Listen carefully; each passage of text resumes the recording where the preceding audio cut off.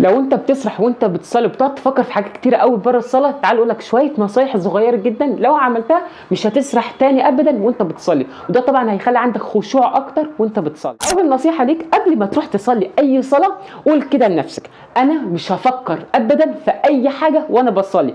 خد القرار قبل ما تروح تصلي اي صلاه، خد القرار من جواك انك انت فعلا مش هتفكر في اي حاجه بره الصلاه وهتركز وانت بتصلي. ما تستقلش انك انت تعمل بالنصيحه دي، لانك انت لما تعمل كده قبل ما تروح تصلي اي صلاه ده هيأثر على عقلك ان هو ما يفكرش في اي حاجه وانت بتصلي. تاني نصيحه، وانت خلاص بتقول الله اكبر وداخل في الصلاه، استحضر كده في دماغك وهات كده في دماغك ان خلاص وربنا سبحانه وتعالى واقف قدامك وباصص ليك وبيكلمك. وعلى فكره ده فعلا بيحصل بجد، كل ما تيجي تصلي اي صلاه ربنا سبحانه وتعالى بيكون باصص ليك وبيكون واقف قدامك وبيكلمك، وانت بتقول الله اكبر وداخل في الصلاه وتعمل كده، ده هيخلي عندك خشوع اكتر في الصلاه، وكمان انك انت ما تسرحش وانت بتصلي. ثالث نصيحه، لو انت في سوره متعود انك انت تقراها وانت كل ما تيجي تصلي، زي مثلا قل هو الله احد او اي سوره صغيره متعود كل ما تيجي تصلي تقرا بالسوره دي. وليه بقول لك تغير السوره اللي انت متعود انك انت تقرا كل ما تيجي تصلي؟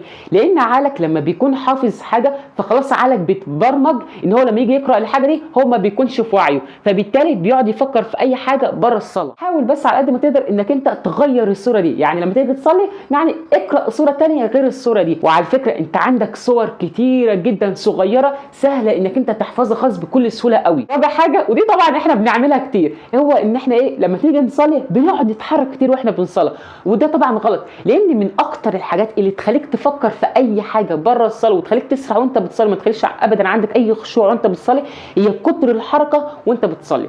فبعد كده نصيحتي ليك لما تيجي تصلي حاول على قد ما تقدر وانت بتصلي انك انت تقلل من حركاتك وانت بتصلي، ما تتحركش كتير وانت بتصلي. وبعد الفيديو ده لما تيجي تصلي اي صلاه جرب بس انك انت تصلي اي صلاه من غير ما تتحرك كتير، وشوف ده هيأثر عليك بايه. هيأثر عليك بانك انت مش هتسرح وانت بتصلي، وكمان هيخليك انك انت تركز في الصلاه. واخر حاجه، لو انت بتصلي ورا امام خلي كل سمعك مع الايات اللي بيقرا بيها الامام.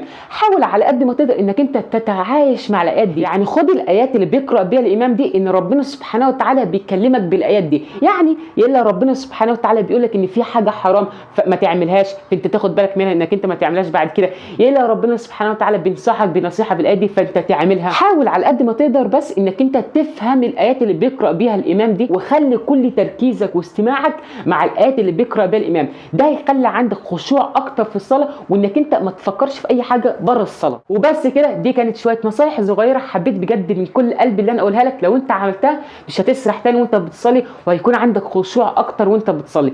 اتمنى بجد وادعي ربنا سبحانه وتعالى ان الفيديو ده لو يكون فادك حتى لو ب1%. واخر حاجه، زي ما انت عارف انا عموره اللايف كوتش بتاعك.